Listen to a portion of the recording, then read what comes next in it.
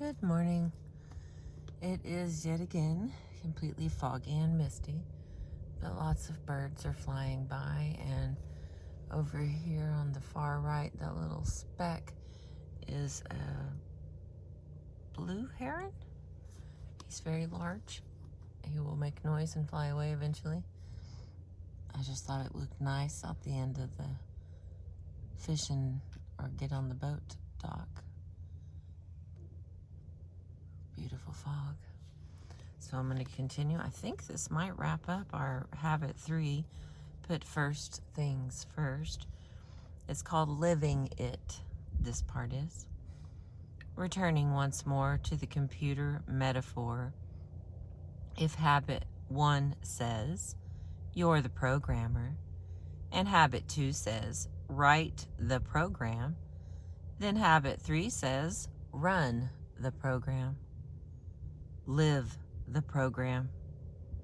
And living it is primarily a function of our independent will, our self-discipline, our integrity, and commitment, not to short-term goals and schedules, or to the impulse of the moment, but to the correct principles and our own deepest values, which give meaning and context to our goals, our schedules, and our lives.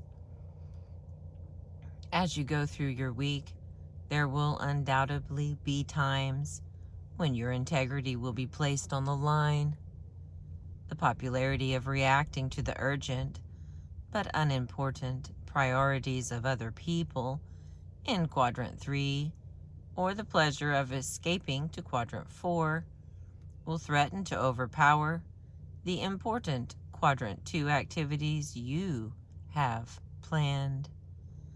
Your principal center, your self-awareness, and your conscience can provide a high degree of intrinsic security, guidance, and wisdom to empower you to use your independent will and maintain integrity to the truly important.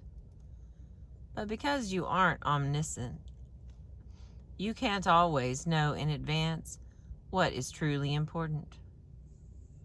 As carefully as you organize the week, there will be times when, as a principle-centered person, you will need to subordinate your schedule to a higher value because you are principle-centered.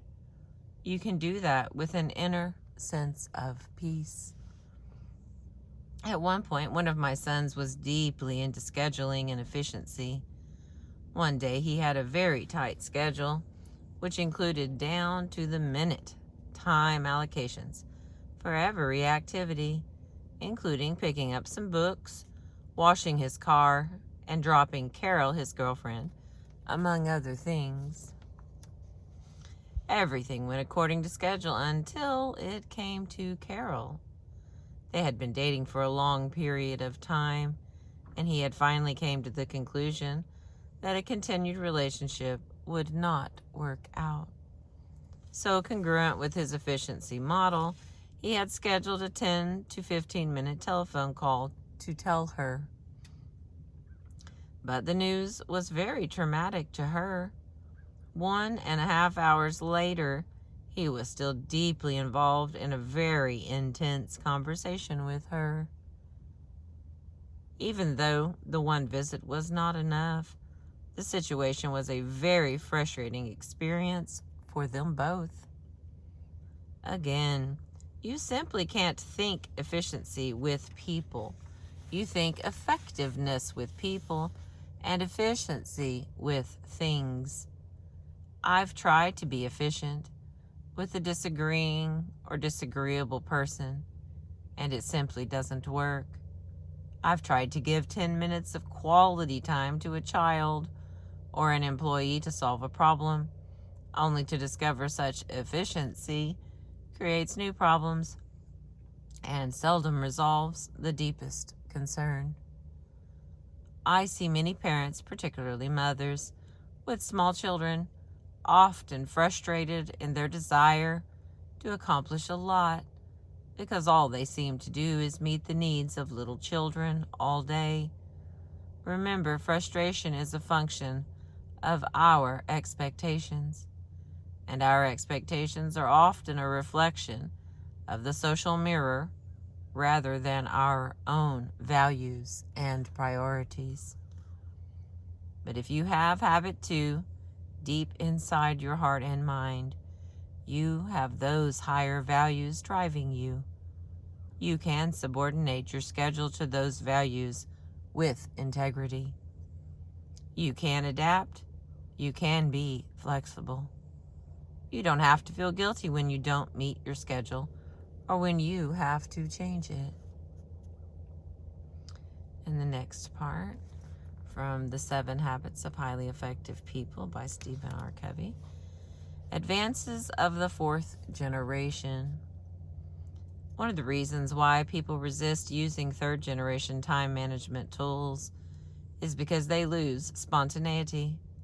They become rigid and inflexible. They subordinate people to schedules because the efficiency paradigm of the 3rd generation of management is out of harmony with the principle that people are more important than things. The 4th generation tool recognizes that principle. It also recognizes that the first person you need to consider in terms of effectiveness rather than efficiency is yourself. It encourages you to spend time in quadrant 2 to understand and center your life on principles, to give clear expression to the purposes and values you want to direct your daily decisions. It helps you to create balance in your life. It helps you rise above the limitations of daily planning and organize and schedule in the context of the week. And when a higher value conflicts with what you have planned, it empowers you to use your self-awareness and your conscience to maintain integrity to the principles and purposes you have determined are most important. Instead of using a roadmap, you're using a compass. The 4th generation of self-management is more advanced than the 3rd in 5 important ways. First, it is principle-centered. More than giving lip service to quadrant 2, it creates this central paradigm that empowers you to see your time in the context of what is really important and effective. Second, it's conscience-directed. It gives you the opportunity to organize your life to the best of your ability in harmony with your deepest values. But it also gives you the freedom to peacefully subordinate your schedule to higher values. Third, it defines your unique mission, including values and long-term goals. This gives direction and purpose to the way you spend each day. Fourth, it helps you balance your life by identifying roles and by setting goals and scheduling activities in each key role every week. And fifth, it gives greater context through weekly organizing with daily adaptation as needed, rising above the limiting perspective of a single day and putting you in touch with your deepest values through review of your key roles. The practical thread running through all 5 of these advances is a primary focus on relationships and results, and a secondary focus on time. The next part is delegation, increasing P and PC. We accomplish all that we do through delegation, either to time or to other people. If we delegate to time, we think efficiency. If we delegate to other people, we think effectiveness. Many people refuse to delegate to other people because they feel it takes too much time and effort and they could do the job better themselves. But effectively delegating to others is perhaps the single most powerful, high leverage activity there is. Transferring responsibility to other skilled and trained people enables you to give your energies to other high leverage activities. Delegation means growth, both for individuals and for organizations. The late J.C. Penney was quoted as saying that the wisest decision he ever made was to let go after realizing that he couldn't do it all by himself any longer. That decision was made long ago, enabled the development and growth of hundreds of stores and thousands of people. Because delegation involves other people, it is a public victory and could well be included in Habit 4. But because we are focusing here on principles of personal management and the ability to delegate to others, is the main difference between the role of manager and independent producer.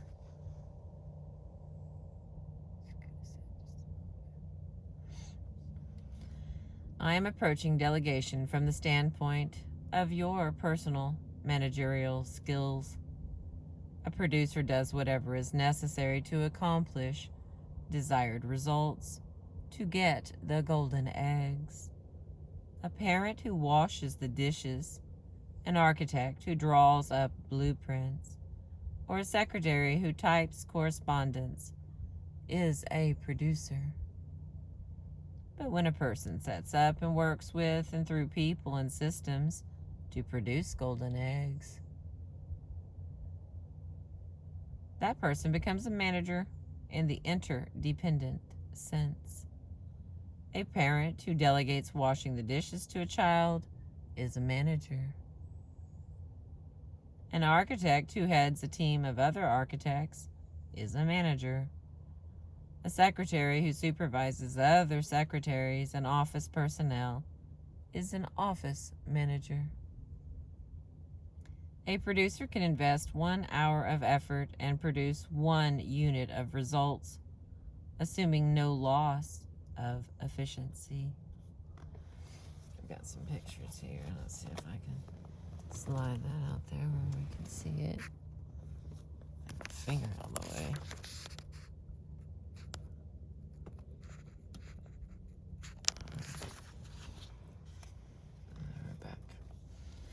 A manager, on the other hand, can invest 1 hour of effort and produce 10 or 50 or 100 units through effective delegation. Management is essentially moving the fulcrum over, and the key to effective management is delegation. All right, the next section is gopher delegation. There are basically 2 kinds of delegation: gopher delegation and stewardship delegation. Gopher delegation means go for this, go for that, do this, do that, and tell me when it's done. Most people who are producers have a gopher delegation paradigm. Remember the machete wielders in the jungle? They are the producers. They roll up their sleeves and get the job done. If they are given a position of supervision or management, they still think like producers. They don't know how to set up a full delegation so that another person is committed to achieve results. Because they are focused on methods, they become responsible for the results. I was involved in a gopher delegation once when our family went water skiing. My son, who is an excellent skier, was in the water being pulled, and I was driving the boat. I handed the camera to Sandra and asked her to take some pictures. At first, I told her to be selective in her picture taking because we didn't have much film left. Then I realized she was unfamiliar with the camera So I became a little more specific. I told her to be sure to wait until the sun was ahead of the boat and until our son was jumping the wake or making a turn and touching his elbow. But the more I thought about our limited footage and her inexperience with the camera, the more concerned I became. I finally said, "Look, Sandra, just push the button when I tell you, okay?" And I spent the next few minutes yelling, "Take it! Take it! Don't take it! Don't take it!" I was afraid that if I didn't direct her every move every second, it wouldn't be done right. That was true gopher delegation, one-on-one supervision of methods. Many people consistently delegate that way, but how much does it really accomplish? And how many people is it possible to supervise or manage when you have to be involved in every move they make? There's a much better way, a more effective way to delegate to other people, and it is based on a paradigm of appreciation of the self-awareness, the imagination, the conscience, and the free will of other people. That's a deep sentence there. Okay, the next is stewardship delegation. Stewardship delegation is focused on results instead of methods. It gives people a choice of method and then makes them responsible for the results. It takes more time in the beginning, but it's time well invested. You can move the fulcrum over. You can increase your leverage through stewardship delegation. Stewardship delegation involves clear, upfront, mutual understanding and commitment regarding expectations in 5 areas. First is the desired result. Create a clear, mutual understanding of what needs to be accomplished, focusing on what, not how, results, not methods. Spend time. Be patient. Visualize the desired result. Have the person see it. Describe it. Make out a quality statement of what the results will look like and by when they will be accomplished. And the next is guidelines. Identify the perimeters within which the individual should operate. These should be as few as possible to avoid methods delegation, but should include any formidable restrictions. You wouldn't want a person to think he had considerable latitude as long as he accomplished the objectives, only to violate some long-standing traditional practice or value. That kills initiative and sends people back to the Gopher's Creed. Just tell me what you want me to do, and I'll do it. If you know the failure paths of the job, identify them. Be honest and open. Tell a person where the quicksand is and where the wild animals are. You don't want to have to reinvent the wheel every day. Let people learn from your mistakes or the mistakes of others. Point out the potential failure paths, what not to do. But don't tell them what to do. Keep the responsibility for results with them to do whatever is necessary within the guidelines. And the next is resources. Identify the human, financial, technical, or organizational resources the person can draw on to accomplish the desired results. And next is accountability. Set up the standards of performance that will be used in evaluating the results and the specific times when reporting the evaluation will take place. And the next is consequences.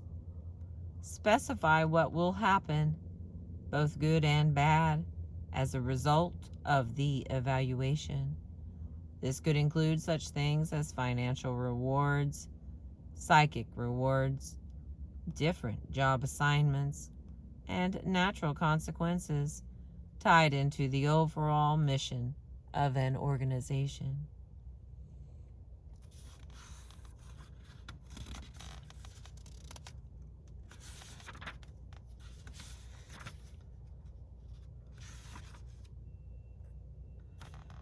Some years ago, I had an interesting experience in delegation with one of my sons.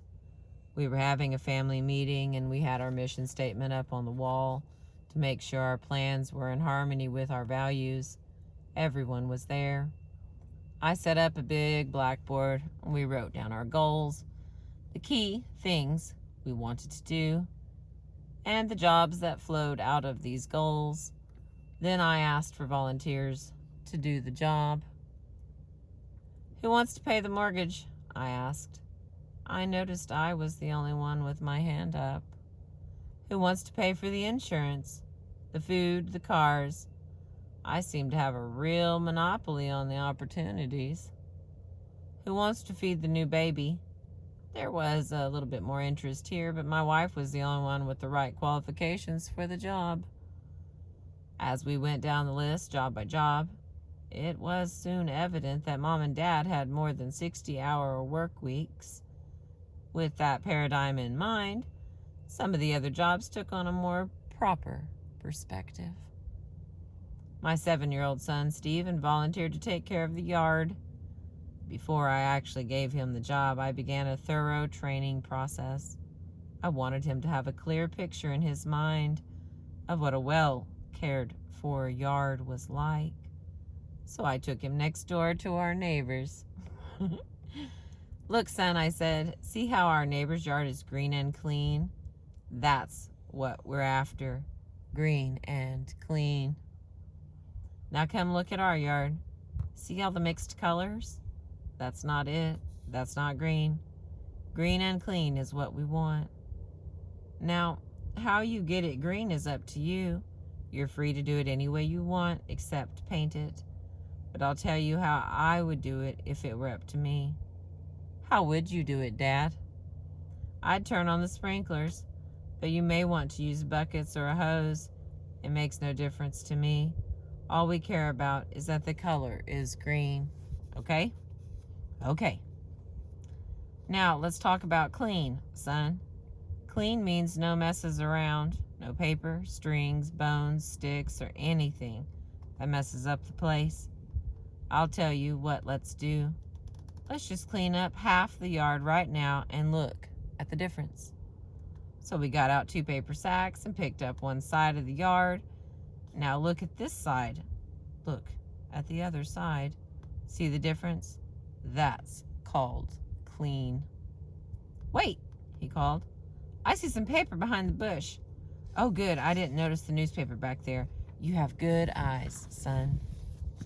Now, before you decide whether or not you're going to take the job, let me tell you a few more things.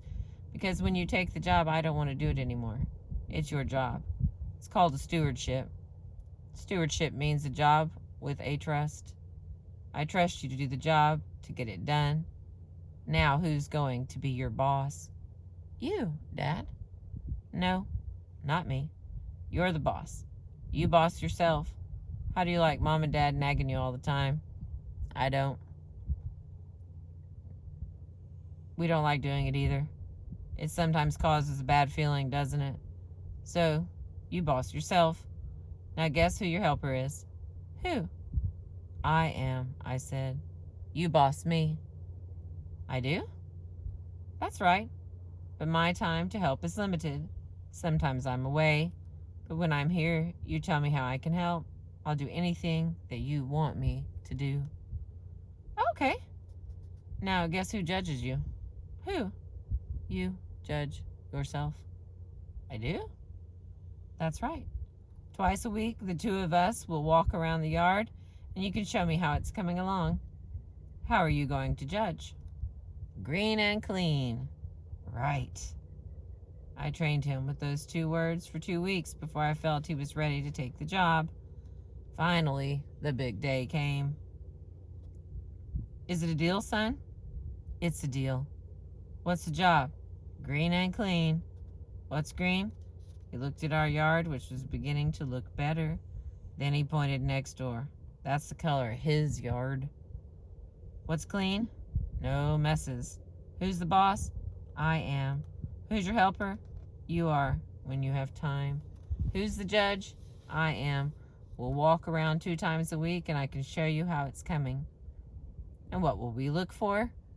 Green and clean. At that time, I didn't mention an allowance, but I wouldn't hesitate to attach an allowance to such a stewardship. 2 weeks and 2 words.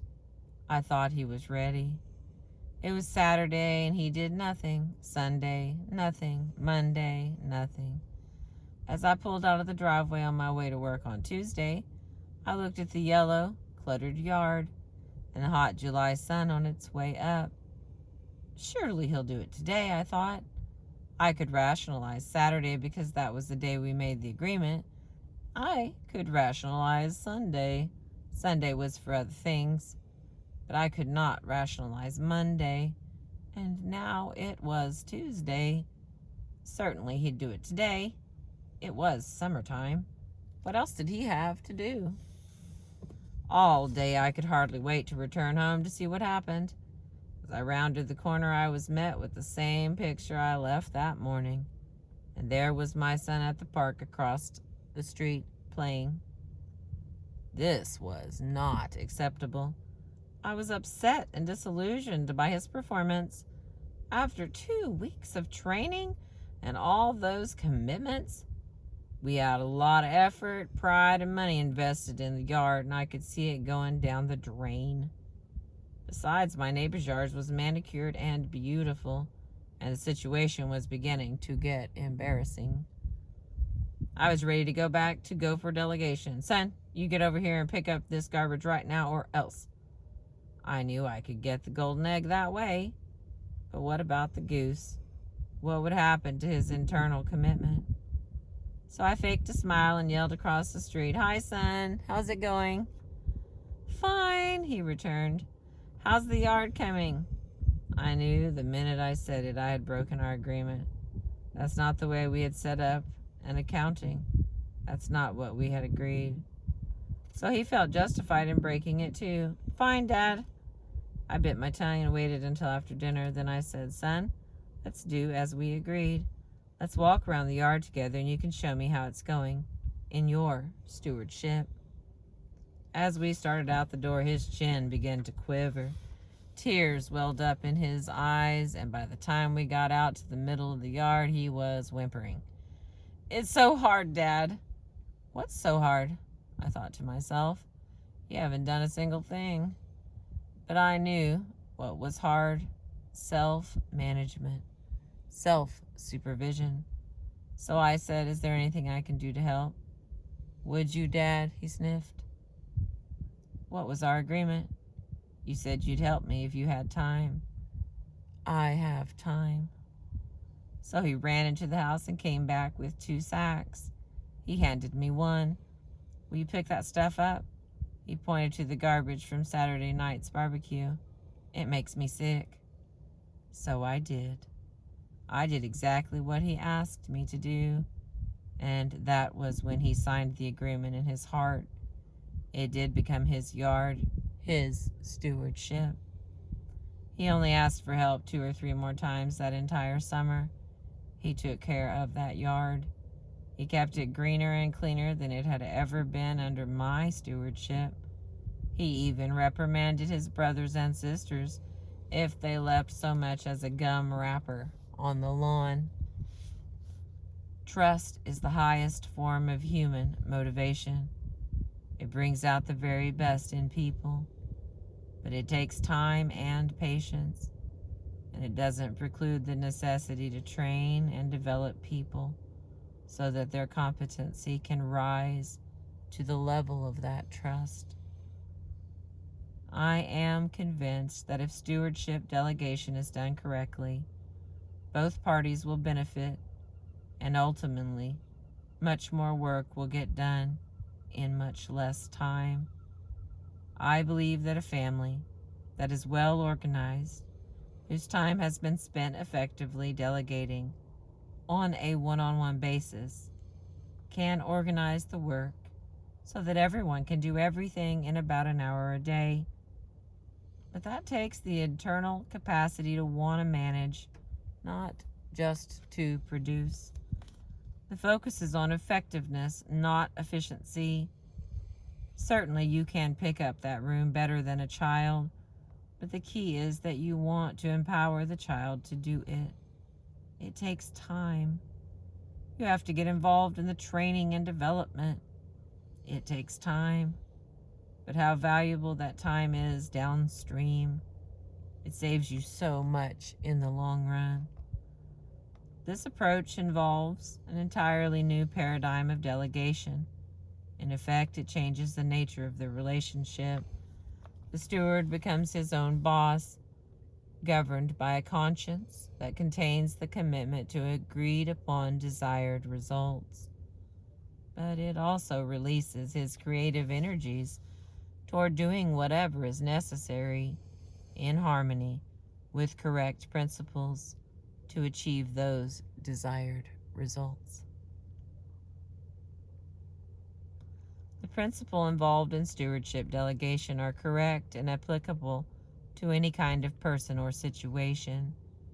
With immature people, you specify fewer desired results and more guidelines, identify more resources, conduct more frequent accountability interviews, and apply more immediate consequences. With more mature people, you have more challenging desired results, fewer guidelines, less frequent accountability, and less measurable but more discernible criteria. Effective delegation is perhaps the best indicator of effective management, simply because it is so basic to both personal and organizational growth. All right, this is the wrap up here. And then we're done with habit 3. I know I made this one a little bit long, but here we go. Quadrant 2 paradigm. The key to effective management of self or of others through delegation is not in any technique or tool or intrinsic factor. It is intrinsic in the Quadrant 2 paradigm that empowers you to see through the lens of important rather than urgency. I have included in the appendix an exercise called a Quadrant 2 Day at the Office, which will enable you to see in the business setting how powerfully this paradigm can impact your effectiveness. As you work to develop a Quadrant 2 paradigm, you will increase your ability to organize and execute every week of your life around your deepest priorities, to walk your talk. You will not be dependent on another person or thing for the effective management of your life. Interestingly, every one of the 7 habits is in Quadrant 2. Every one deals with fundamentally important things that, if done on a regular basis, would make a tremendous positive difference in our lives. All right, application suggestions. Number 1, identify a Quadrant 2 activity you know has been neglected in your life, one that, if done well, would have a significant impact in your life, either personally or professionally. Write it down and commit to implement it. Number 2, draw a time management matrix and try to estimate what percentage of your time you spend in each quadrant. Then log your time for 3 days in 15-minute intervals. How accurate was your estimate? Are you satisfied with the way you spend your time? What do you need to change? Number 3, make a list of responsibilities you could delegate and the people you could delegate to or train to be responsible in these areas. Determine what is needed to start the process of delegation or training.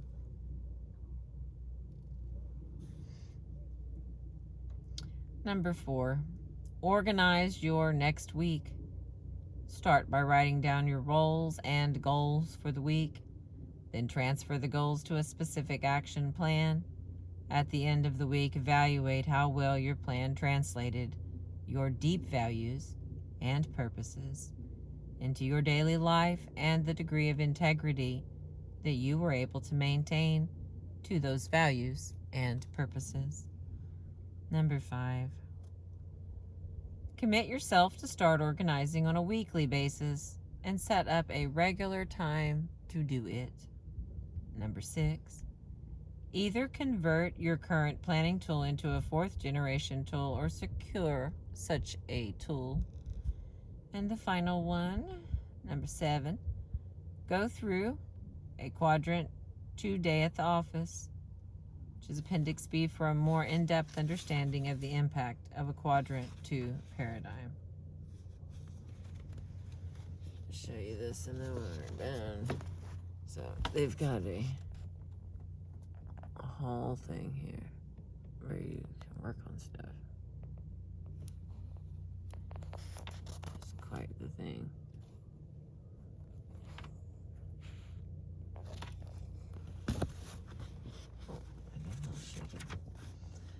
All right, that is the end of that part of Habit 3. And the next part is going to be Part 3, but it's called Public Victory. So, one more time on the picture here. We've been moving up this little thing right here, this little picture that we've got here. And so the black out spot up here is where we're at. So, Public Victory as we move up. All right. I appreciate you. Thank you for being with me this morning. Hope you enjoyed that it was peaceful. I'll let you have a final 20 seconds of